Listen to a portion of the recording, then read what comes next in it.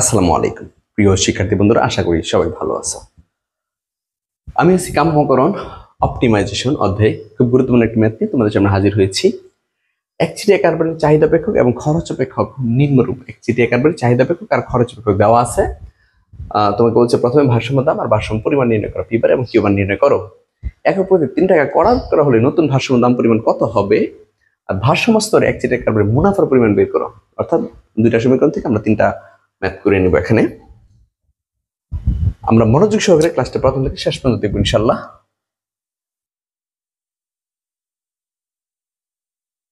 সমাধান লিখে নিব যে দেওয়া আছে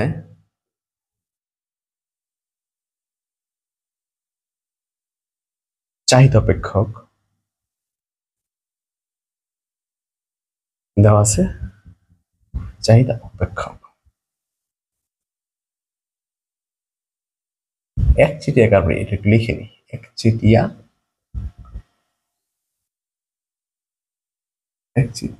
কার্বারির দেওয়া আছে একচেটিয়া কার্বনের চাহিদা অপেক্ষক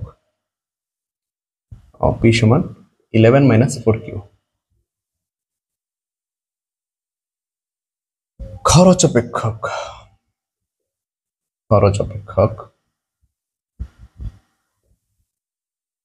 সি সমান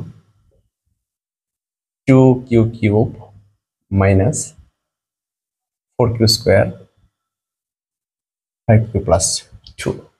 ওকে, তো আমাদের একটা মান হচ্ছে পি বার এবং কিউ বার বের করো। তো এটার জন্য আমাদের যেটা লাগবে সেটা হচ্ছে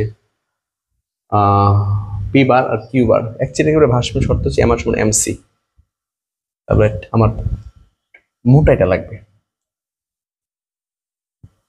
অতএব মোটাই অপেক্ষক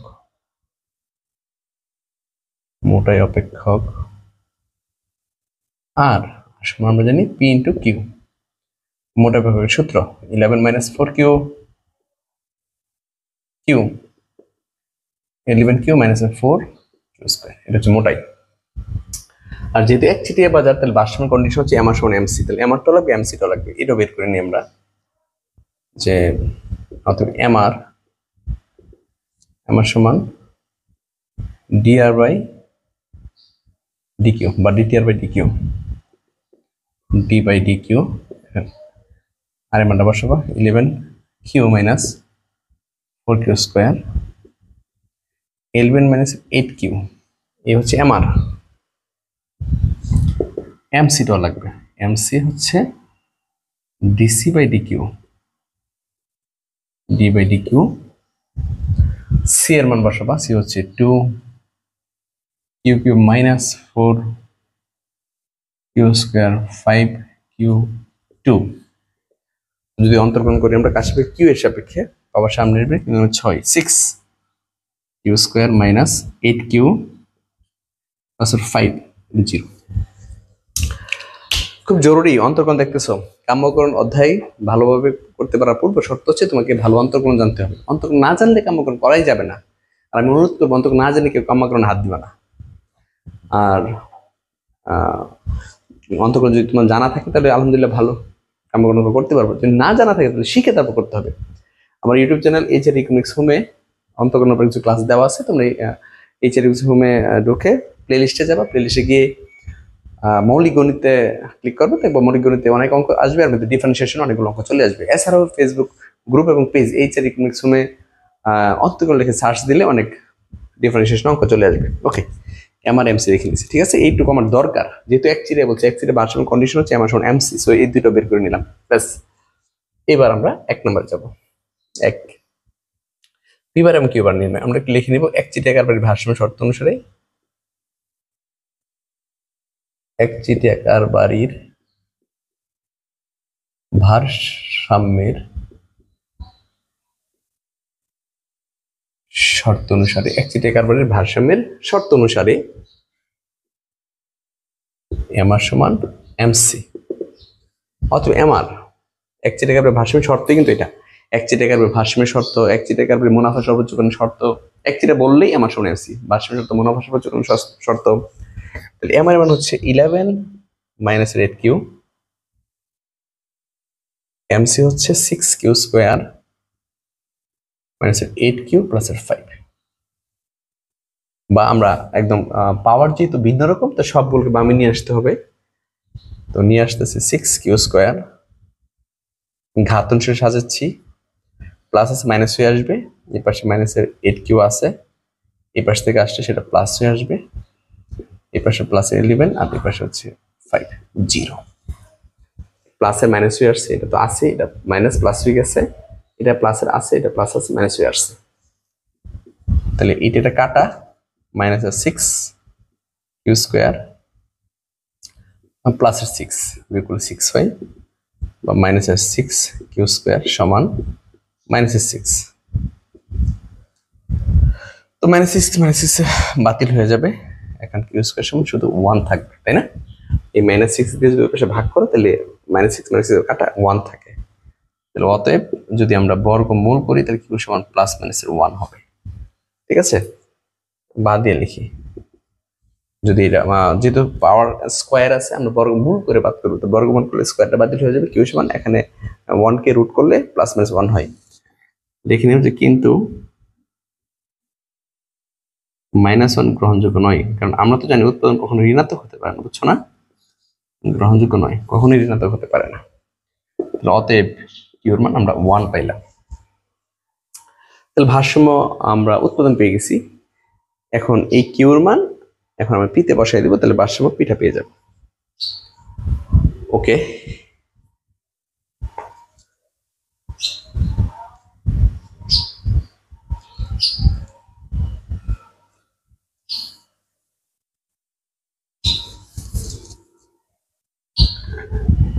অতএব পি সমান 11 মাইনাস 4q, মান বসাই দিবা, 4 ইন্টু কিউ মান 1, তাহলে কত আসছে? 7 আসছে। তাহলে আমরা অ্যান্সার পেয়ে গেছি যে পি বার এবং কিউ বার দেখে দেব, যে অতএব পি বার সমান হচ্ছে 7 টাকা এবং কিউ বার সমান হচ্ছে 1 একক। এই অ্যান্সারটা পেয়ে গেলাম আমরা। ঠিক আছে, প্রাথমিক অ্যান্সার। তো একচেটিয়া করে ভারসাম্য শর্ত হচ্ছে আমার সঙ্গে এমসি দিয়ে অঙ্কটা করে নেব, কিউর মান পাবো, এই কিউর মানটা পিতে বসাই দেবো, ভারসাম্য পরিমাণটা পেয়ে যাবো, দামটা পেয়ে যাবো, ব্যাস। এরপরে আমরা 2-এ যাব। আচ্ছা, ভারসাম্য স্তর অ্যাকচুয়ালি মুনাফা, যেটা আমরা অলরেডি মান পেয়ে গেছি, লিখে নিয়ে কাজে লাগতে পারে। আল্লাহ, কি পাইছি? পি বার সমান পাইছি 7 আর কিউ বার সমান 1 পাইছি, এটা কাজে লাগবে পরবর্তীতে। ওকে, নাম্বার 2-তে যাব আমরা।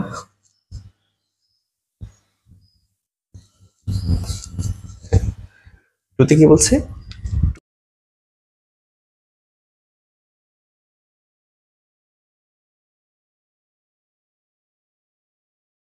টুতে বলছে একক প্রতি 3 টাকা কর ধার্য করা হলে নতুন ভারসাম্য দাম পরিমাণ কত হবে? আমরা লিখবো যে একক প্রতি কর উল্লেখ, কোন কর সেটা উল্লেখ না থাকলে আমরা সর্বপ্রথম বিক্রয় কর ধরি। একক প্রতি 3 টাকা কর আরোপ করা হলে, একক প্রতি 3 টাকা কর আরোপ করা হলে নতুন খরচ অপেক্ষক হবে। খেয়াল করতে হবে তোমাদের, আমরা জানি পূর্ণ প্রতিযোগিতা যদি করার পরে ক্রয় করার করলে কিউডি পরিবর্তন হয়, অর্থাৎ চাহিদা অপেক্ষক পরিবর্তন হয়, আর বিক্রয় করার করলে যোগান অপেক্ষক পরিবর্তন হয়। আর একচেটিয়া কারবারে যখন করার পর হয় তখন এখন তার চাহিদা বা যোগান নাই, চাহিদা আছে বাট উল্লেখিত নেই কোন কথা, বিক্রয় কর, বিক্রয় করার সাথে এখন বিক্রেতার সাথে সম্পর্কিত হচ্ছে খরচ, আর ক্রেতার সাথে সম্পর্কিত হচ্ছে চাহিদা। উল্লেখ না থাকলে সেটা বিক্রয় কর হয়, তার খরচ অপেক্ষক পরিবর্তন হবে। খরচ কি হবে? একচেটিয়া কারবারে যখন কর দেয় তখন তার খরচ বেড়ে যায়, তাহলে খরচ অপেক্ষক প্রসারিত হবে, সম্প্রসারিত হবে। একচেটিয়া কর দিলে খরচ বেড়ে যাবে, সম্প্রসারিত হবে। নতুন খরচ অপেক্ষক হবে, সিটি লিখে নিও, ট্যাক্সের জন্য Q minus 4q square plus 5q plus 2। তো একক প্রতি 3 টাকা দেয়, তাহলে এই যে 3 টাকা দেয় কত প্রতি? একক প্রতি। ঠিক আছে, দ্রব্য প্রতি 3 টাকা দেয়। এখন 10টা দ্রব্য হলে 330 টাকা দেয়। হ্যাঁ, 50টা দ্রব্য হলে কিউ মান যদি 50 হয়ে দিলে 150 টাকা দেয়। হ্যাঁ, 2টা দ্রব্য হলে কিউ মান 2 হলে 6 টাকা দেয়। এই হচ্ছে বিষয়। তাহলে যদি এক্সিডেন্ট কারবারির উপরে খরচ মানে কর ধার্য করি, তাহলে খরচ অপেক্ষক সবসময় প্রসারিত করবা, সেটা হচ্ছে এখানে তোমার যোগ হবে, খরচটা তার বেড়ে যাবে, এটা মনে রাখবা। তো আমি যদি এখানে একটু সমাধান করি, কিউ মাইনাস 4q স্কোয়ার, 5টা কিউ 3টা কিউ কয়টা কিউ হয়, 8টা কিউ হয়, +2, ঠিক আছে, 8টা কিউ হয়।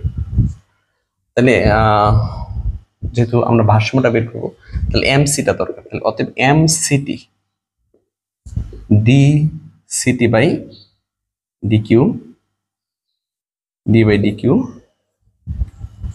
ডি বাই ডি কিউ, এখানে সিটি মান বসাবা 2 4 কিউ স্কোয়ার 8q2। তো কিউ এর সাপেক্ষে যদি আমরা অন্তর্গুণ করি, তো পাওয়ার সামনে আসবে 6 Q square minus 4 2 8 8q plus 8, আমরা এমসিটি বের করে নিলাম, পাওয়ার সামনে আসছে 6q square minus 8q plus 8। ওকে, এখন লিখে নিবা যে কর পরবর্তী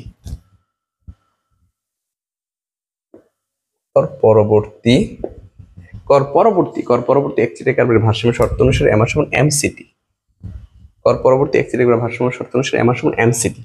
তাহলে আমার তো আছে, আমি এমসিটি মান লিখবো। এমসিটি মান কোনটা, কি পাইছি আমরা, 6q স্কোয়ার মাইনাস এর 8q প্লাস এর 8, ঠিক আছে। এটা হচ্ছে তোমার হ্যাঁ কর পরবর্তী ভারসাম্য কন্ডিশন। বা এবার তুমি সাজাও 6q স্কোয়ার এই 8q মাইনাস এর 8q প্লাস এর প্লাস এর 11 মাইনাস এর 8 সমান 0। 8q বাতিল, মাইনাস 6q স্কোয়ার প্লাস 3 0 বা মাইনাস 6q স্কোয়ার মাইনাস 3 বা কিউ স্কোয়ার সমান মাইনাস 3 উপরে মাইনাস 6 নিচে, বা কিউ স্কোয়ার সমান 0.5। আর 0.5কে যখন বর্গমূল করা হয় তখন তার মান আসে প্লাস মাইনাস 0.71। কিন্তু -7 গ্রহণযোগ্য নয় আমরা জানি, কিন্তু -7 গ্রহণযোগ্য নয়, গ্রহণযোগ্য নয়। অতএব কিউ সমান 0.71, ঠিক আছে, আমরা কিউ সমান 0.71 পাইছি। এখন তুমি পিতে এই মানটা বসাই দিবা,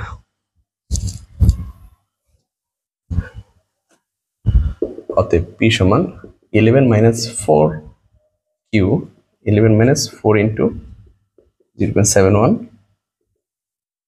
তো কত আসে বসাইলে, -4 ইন্টু 7 8.16। আমি জানি কর ধার্য করলে দাম বাড়ে, আগে 7 ছিল এখন 8.16 হচ্ছে, আর এটা আগে 1 ছিল 0.71 হচ্ছে। কর ধার্য করলে পরিমাণটা কমে আর দামটা বেড়ে যায়। তাহলে এখন লিখে নিতে পারি, অতএব নতুন ভারসাম্য দাম পিটি দিয়ে নিতে পারো, যেহেতু কর পরবর্তী 8.16 এবং নতুন ভারসাম্য পরিমাণ কিউটি সমান 0.17। এখানে টাকা দিতে পারো আর এখানে একক দিতে পারো, ঠিক আছে। এই হচ্ছে কর পরবর্তী ভারসাম্য দাম, ভারসাম্য পরিমাণ। বাদ দিয়ে দিতে পারো, বা দিয়ে দিতে পারো না, বাদ দিতে হবে। ওকে, এইগুলো কর পরবর্তীর ভারসাম্য দাম পরিমাণ, ব্যাস। এরপরে 3 নম্বরে বলছে ভারসাম্য স্তরে এক্সিডেন্ট কার্ভের মুনাফা বের করতে বলছে। ভারসাম্য স্তরে এক্সিডেন্ট কার্ভের মুনাফা, তাহলে 3 নম্বর দিয়ে আমরা লিখবো যে মুনাফা পাই সমান আর মাইনাস সি, এটা হচ্ছে মুনাফা অপেক্ষক। তাহলে আর এর মান বসাও 11q - 4q square minus C এর মান বসাও 2q cube 4q square plus 5q plus 2, এটা হচ্ছে মুনাফা অপেক্ষক। মুনাফা পাই সমান আর মাইনাস সি, আর বসাইলাম সি বসাইলাম। 11 Q 4 Q square minus 2 Q Q minus plus 4 Q square plus minus 5 Q minus 2 minus 2 cube minus plus 4 q square plus minus 5 q minus 2 এবার দেখো আমি যদি ঘাত অনুসারে সাজাই মাইনাস 2 q কিউব এটা মাইনাসের এটা প্লাসের মেনিশ 11টা কিউ প্লাসের 5টা কিউ মাইনাসের তার প্লাসের থাকে 6টা কিউ আর মাইনাস 2 ওকে এবার মান বসাই দিব মাইনাস 2 কিউর মান কত পাইছি আমরা ওই যে ভারসাম্য স্তরের উপর প্রথমটা বসাবো না প্রথমটা হ্যাঁ ভারসাম্য প্রথমটা তো কিউর মান হচ্ছে 1 তো 1 এর উপর কিউব 6 into 1 মাইনাস 2 তো যদি হিসাব করে দেখো কত আসে মাইনাস 2 ব্র্যাকেট দিয়ে 1 এর উপর cube plus 6 into 1 minus 2 answer তাহলে আমরা ভারসাম্য স্তরে এক চিটিকার মুনাফা কত পাইছি 2 ভারসাম্য স্তরে এক চিটিকার মুনাফা কত 2 ঠিক আছে এইভাবে আমরা এই অঙ্কটা কমপ্লিট করে নেব আশা করি সবাই বুঝতে পেরেছে আমার ক্লাস যদি ভালো লাগে তুমি তোমার বন্ধু বান্ধব সবাইকে আমার অনলাইন ক্লাসের বিষয়ে শেয়ার করো ভালো থাকো সুস্থ থাকো আসসালামু আলাইকুম